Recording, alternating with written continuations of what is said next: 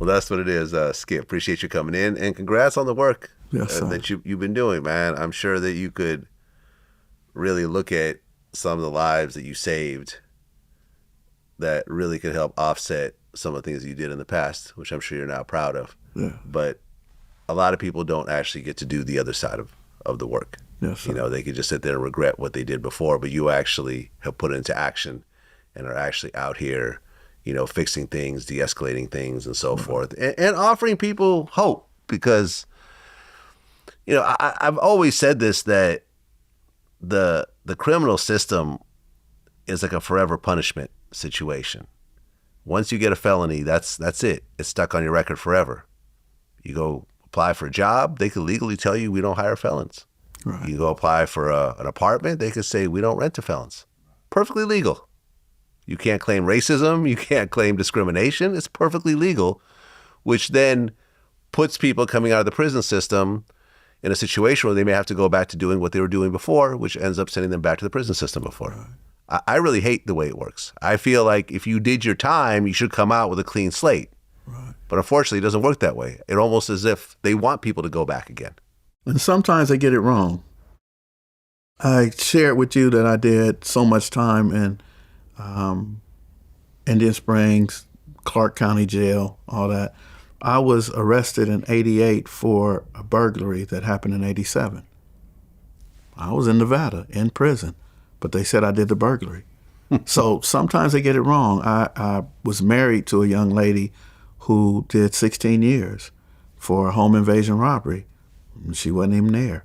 So sometimes they get it wrong, and we come home and our lives are ruined because of law enforcement or aggressive district attorneys who just want a conviction.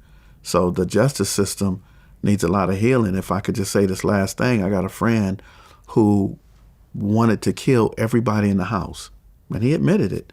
And one of the guys he wanted to kill was one of his friends, and he wasn't there. So when he got arrested for the murders he did do, they gave the friend as his co-conspirator. When he said, what he doing here? If he'd have been in the house, I would have killed him too. So he got out after doing 36 years, and that guy didn't get out till after doing 41 years. So he wasn't even there. He wasn't there. If he'd have been there, he'd have been dead. So it's situations like that the justice system is wrong. So I believe we have to look at it from two different angles, the perception that people have on our community members.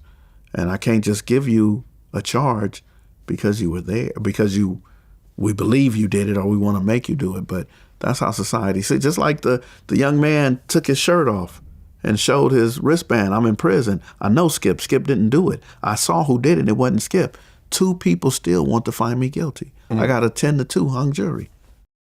Let me ask you one final question, since this is something that I've discussed a couple times. Are you familiar with the Tay-K situation? Who? Tay-K was a young kid. He was a rapper.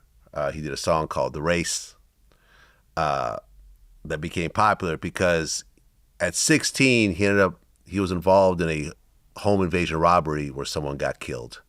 And he went on the run and wrote a song about it called "The Race." You know, he's running from the cops.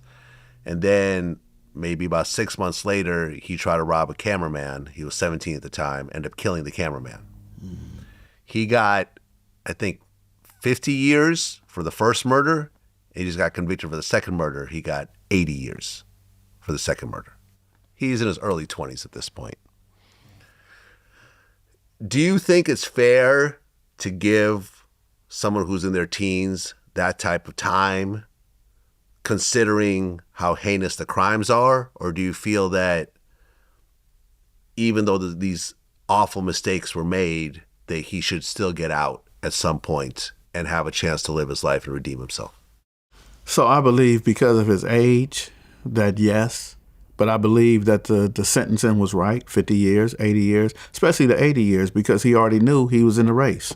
He knew that. There's no reason to kill that cameraman. For me, go to the woods of Louisiana or Arkansas and just live off the land or something, but don't hurt anyone else. So, but here's the thing, at the same time, though, because they have family. The two people who were, unalive, they got family. So, they can't come back. So I think that him being in his 20s, when he get about 59, 60 years old, he should be eligible for parole and maybe get it when he's 65. Because after doing about 17 years in prison, 20 years in prison, everybody changed their mind. They're not coming back to hurt nobody else. So I think that his second homicide kind of showed why he should be locked up. Yeah, it's a messed up situation because there's different ways of looking at it. I mean, you could say, listen, he's just a young kid, and at 16 and 17, we all did stupid stuff. Right. I'm in my 50s, you're in your 60s, that we wouldn't even consider doing. But then again, you look at the situation, like these were not his ops, like these were not his enemies. They weren't shooting at him. These were two defenseless people that died because of robberies. Right. Which is horrible. You don't really want someone in society with that type of mind state that's willing to rob people and kill them in the process. Yeah. But he was still a teenager. So it's a hard question. There's no really good answer for this. Yeah, well, I think in my opinion, that, because of the families and because it was unprovoked, he's a danger. So, I mean, I don't know him, but just based on the story, that second one is what got me. The first one, 16, 17, no, I believe, 10, 15 years is good. But because of the second one, though, I think he should, he should try to think about what he did and make sure he don't come out and hurt none of us. Because it's all cool. I could say, nah, let him go. But then if it's my grandchild or my sister, my brother, I wouldn't want that. Well, that's what it is. Skipp Townsend, man. Appreciate you coming in. All the best. Thank you. Peace.